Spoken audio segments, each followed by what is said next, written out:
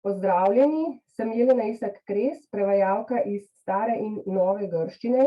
Z menoj pa sta še dva udeleženca naših tečajev stare grščine, to sta Blaž Karlin in Aleš Šteger. Naj na kratko predstavim. Blaž Karlin je po izobrazbi pravnik, po duši pa je še vedno zvest svoji prvi srednješolski ljubezni, antiki. V prostem času budno spremlja domače in svetovno dogajanje na področju klasične filologije in z njo povezanih ved, ter ureja tudi Facebookovo spletno stran Atheneum, ki je posvečena antiki in klasični kulturi, pa tudi grškemu in latinskemu srednjemu veku ter humanizmu in renesansi. Aleš Šteger, pesnik, pisatelj in urednik, avtor številnih knjig poezije, romanov, esejev in knjig za otroke, pa tudi prevajalec iz nemškega in španskega jezika. Znan je kot pobudnik umetniških, knjižnih in kulturnih dogodkov in je tudi eden od ustanoviteljev dnevov poezije in vina v Medani. Kot eden izmed najbolj prevajanih slovenskih avtorjev je prejemnik številnih nacionalnih, pa tudi mednarodnih nagrad. Z več kot 30 prevedenimi izvirnimi knjigami je Aleš eden mednarodno najbolj uveljavljenih slovenskih avtorjev. Leta 2017 je postal tudi redni član Nemške akademije za jezik in pesništvo. Tukaj smo se zbrali ob dnevu grškega jezika, da skupaj preberemo nekaj pesmi znamenitega grškega pesnika Janisa Ricosa. Gre za avtorja, ki spada v kanon največjih grških pesnikov, kot so na primer Kavafis, Seferis ali Elitis. Za njim je ostalo več kot 150 zbirk poezije, ki so nastajale vse do njegove smrti pred 3 desetletji. Janis Ricos je imel izredno težko življenje, tako kar se tiče njegove družinske zgodbe, kot tudi v zdravstvenem in družbenem smislu. Slabega zdravja in v težkih okoliščinah je preživel 2 svetovni vojni, ter takoj zatem še grško državljansko vojno, za povrh pa je bil zaradi političnega preganjanja kar 2-krat izgnan in je tako kar nekaj svojih let preživel v žalostnih okoliščinah izgnanskih taborišč. Zdi pa se, da je za Janisa Ricosa prav poezija bila tista, ki mu je pomagala preživeti in življenje narediti vsaj nekoliko bolj znosno. Morda prav s tem, ko je preko nje spet lahko začutil mir, povezanost in lepoto. Za Ricosa je namreč še posebej značilno to, da je tudi v nespodbudnih okoliščinah znal videti lepo in sveto. Ricos sicer ni bil samo pesnik, ampak tudi dramatik, romanopisec in prevajalec. Največ pa je seveda pesnil. To je počel vztrajno in neprenehoma, pisanje je bilo zanj nekakšna nuja. Zmeraj je nekako našel tisto, za kar je bilo kljub vsemu vredno živeti, pa ne samo živeti, ampak lepoto življenja tudi slaviti. Navdihovale so ga majhne, na videz nepomembne stvari, ki jih je videl kot dar, kot dragocenost. To je zanj lahko bilo denimo že zgolj ptičje pero, ki je slučajno padlo z neba. Tako je Ricos v življenju vselej odkrival stik z magijo lepega, ki jo je nato poustvaril v poeziji. Njegova poezija je tako vzbujala optimizem, tolažbo in upanje tudi drugim. Ricos se je želel povezati z ljudmi, pa tudi povezati ljudi med seboj in to mu je zelo uspelo. Bil je največ uglasbljeni grški pesnik vseh časov. Ljudje so ga res sprejeli za svojega. Prvič že leta 1936, ko je imel šele 27 let. Takrat je spesnil znamenito pesnitev Epitaf, ki so jo Grki tako izljubili. V njej je nastopala podoba matere, ki je na tedanjih solunskih delavskih demonstracijah izgubila sina. Pesnitev je v hipu pošla. Razprodanih je bilo skoraj vseh neverjetnih 10.000 izvodov. Ko je bila ta pesnitev nekaj mesecev pozneje prepovedana, je v Zevsovem templju pod zublji Metaksasove diktature lahko zgorelo le še zadnjih 250 izvodov. Pesnitev, v kateri se avtorjevo upanje opira tudi na vstajensko simboliko, je 20 let pozneje uglasbil Mikis Theodorakis, ki je bil skupaj z Ricosom v izgnanstvu na Makronisu in ki se je ob skladanju te pesmi rešil epileptičnih napadov ter travmatičnih posledic izgnanstva. Epitaf je v Teodorakisovi uglasbitvi doživel ogromno koncertnih uprizoritev. Samo še to, Ricosove pesmi imajo tisto univerzalno značilnost, da se človeka dotaknejo, da v njem nekaj premaknejo. Njegove pesmi, za razliko od Epitafa, v veliki večini niso politične, ampak osebne. Včasih pa so tudi kot nekakšne sličice, kot nekakšni drobceni utrinki iz vsakdanjega življenja. V njih so pogosto tudi primesi nadrealizma, mnoge pa se navdihujejo tudi ob grški mitološki preteklosti. Ameriški klasični filolog in zgodovinar ter romanopisec Peter Green, ki je med drugim prevedel tudi Homerjevi Iliado in Odisejo, je o Ricosu povedal: če je iskal boljši svet, je to počel zmeraj s pomočjo popolne predanosti poeziji. Konec citata. Seveda je v 15 minutah zelo težko predstaviti tako plodovitega avtorja, tako da je vsak izbor težak. Ker pa, kot omenjeno, v mnogih pesmih nastopa antika, sem za danes izbrala 3 pesmi z antično tematiko. Tako da zdaj pa pojdimo zares k branju. Začel bo Blaž, a ne?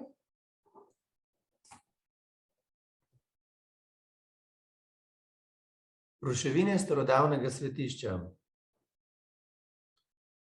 Muzejski čuvaj je kadil pred ovčjo ogrado. Ovce so se pasle med marmornimi ruševinami, nekoliko nižje so ženske ob reki prale perilo. Slišalo se je udarce kladiva v kovačnici. Pastir je zapiskal na piščal. Ovci so pritekle k njemu, kakor da bi pritekli marmornati kosi razvalin. Voda je s svojim širokim zatiljem vsa hladna sijala zadaj za Oleandri. Neka ženska je razprostrla oprana oblačila po grmovju in po kipih. Spodnje perilo svojega moža je obesila na Herina ramena. Tuja, mirna, tiha domačnost, leta in leta. Spodaj na obali so mimo hodili ribiči. Na glavah so nosili košare, polne rib, kakor da bi nosili podolgovate pobliske luči. Zlate, rožnate in vijolične, ista procesija. Kakor ta, ki je nosila dolgo, bogato izvezeno tančico boginje, ki smo jo že pred časom uničili, zato da smo iz nje v svojih izpraznjenih hišah napravili zavese in namizne prte. Hvala, Blaž. Nadaljuje Aleš. Lep pozdrav vsem skupaj, najlepša hvala Blažu, Jeleni, za to branje, za ta se mi zdi izjemen uvod tudi o Janisu Ricosu, veliki pesniški osebnosti 20. stoletja. Preden bom prebral svojo pesem, bi si dovolil mogoče samo 2-3 misli spregovoriti o Ricosu. Jeleni, ko me je povabila, sem takoj rekel, da sem v bistvu Ricosa od blizu, ne osebno spoznal, ampak posredno preko Tomaža Šalamuna, ki je neki slovenski Ricos in ki ga je prav že so ga mitološke razsežnosti Ricosove persone zelo navduševale. On je osebno poznal Ricosa in se čutil verjetno zelo Ricosu blizu tudi po tej izjemni pesniški produktivnosti, tem čistem, neusahljivem vrelcu poezije, ki ga je Tomaž seveda tudi imel, čeprav Ricos je dejansko še več knjig poezije kot Tomaž napisal, ampak mislim, da sta skupaj, se predstavljam si, ali pa potem, kar sem slišal od Tomaža, dejansko se čutila zelo povezana v tem čudežu poezije. Pesem, ki jo je Jelena izbrala in čudovito prevedla, govori o Odisejevem psu Argusu. Dejansko v Odiseji, v 17. spevu imamo prizor, kjer se Odisej po 20 letih vrača spet domov preoblečen v berača, nihče ga ne prepozna, razen njegovega psa, ki ga je sam seveda se spomnil kot nekega zelo živega, kot živo bitje, in ta pes ga prepozna, ampak je preveč betežen, da bi še lahko pritekel k njemu in umre v tem trenutku, ko ga zagleda, ko prepozna svojega gospodarja. Homer opisuje ta trenutek izjemno prizadeto. Odisej se mora obrniti na stran, da skrije solzo, ki se mu potoči. In tu je ta ključna, se mi zdi, razlika v tolmačenju razmerja med gospodarjem in živaljo njegovo, med Homerjem in Ricosom. Za pesnika je vedno izjemno težko na izviren način obravnavati nek tako znan motiv iz svetovne književnosti. Ricos to naredi zelo suvereno in Odiseja na nek način prezentira kot drugače, kot Homer ga prezentira v bistvu kot zelo maščevalnega, okrutnega gospodarja, kar bomo slišali. Argos, Odisejev pes. Gospodar, toliko let te ni bilo, poglej me, ves zanemarjen tičim tu na gnoju, ki ga imajo za polja. Moja dlaka je polna klopov in bodičevja. Toliko let, gospodar, nisem imel koga, ki bi mu lahko pomahal z repom. Kje so najina jutra z roso v gozdovih, potoki, listjem, lovom, barvitim perjem v večernem zraku? Med čakanjem so mi otrpnile oči, ne zapirajo se več. Okameneli so mi celo krmežljavčki. Položi mi roko med ušesa, da bom lahko umrl. Gospodar je prišel mimo, ga brcnil in vstopil v hišo. Kmalu se je zaslišalo žvižganje puščic, ki so se zapikovale v stene, in Argos z okamenelim repom, z okamenelimi očmi, da se ne bi zaprle, je tam na gnoju celo že kot mrtev še vedno gledal, kakor da bi gledal prvič.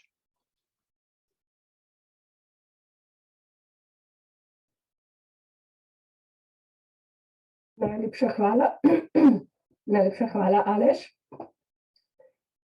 Tudi za ta uvod k branju pesmi, za dragocene podatke.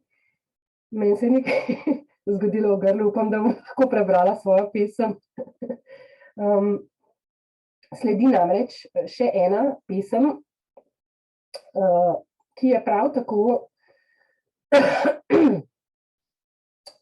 povezana z Odisejo in z Ricosovim odnosom do te pesmitve.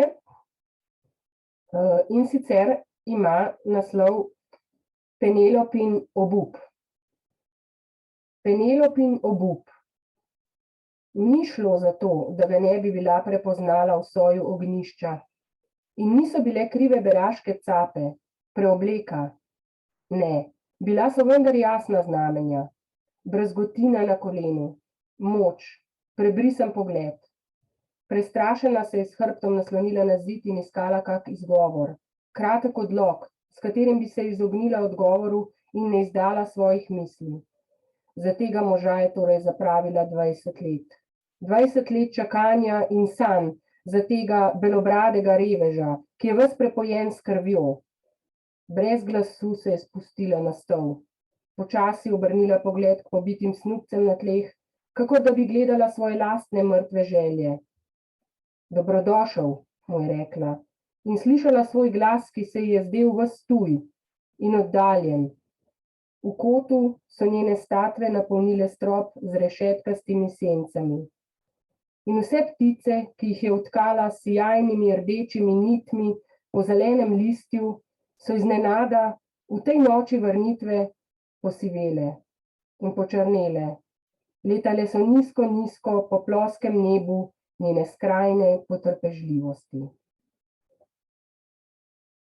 Tako, to je torej z naše strani vse.